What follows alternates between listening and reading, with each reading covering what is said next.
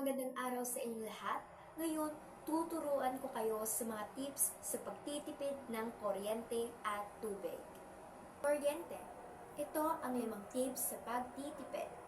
Una, patayin ang ilaw at appliances na hindi na ginagamit.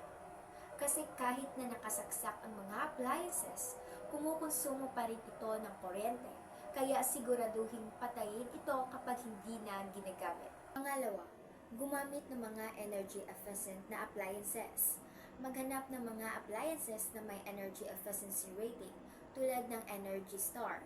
Mas mababa ang konsumo nito sa kuryente. Pangatlo, i-unplug ang mga appliances na hindi ginagamit. Tulad ng charger at iba pang electronic devices ay kumonsumo ng kuryente kahit hindi ginagamit. Pang-apat, gumamit ng natural na ilaw hanggat maaari. Pwedeng buksan ang bintana at kurtina upang makapasok ang sikat ng araw. Makakatulong ito sa pag-iwas sa paggamit ng ilaw. Pang-lima, i-adjust ang temperatura ng aircon at heater. Maaari nating iset ang temperatura ng aircon ng 25 degrees Celsius o mas mataas at ang heater ay 20 degrees Celsius o mas mababa. Sa tubig naman tayo, ito ang 5 tips sa pagtitipid. Una, mag-install ng shower timer.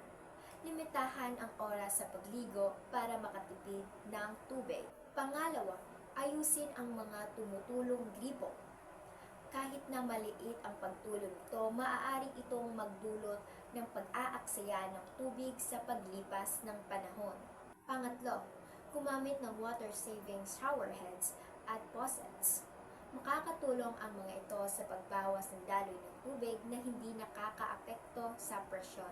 Pang-apat, magdilig ng halaman early in the morning or in the evening. Ito ay dahil mas mababa ang pagsingaw ng tubig sa mga panahong ito, kaya epektado ang pagdidilig. Pang-lima, magtipid ng tubig sa paglalaba. Kung puno ang washing machine bago maglaba, gumamit ng tamang dami ng detergent. At yun lang po.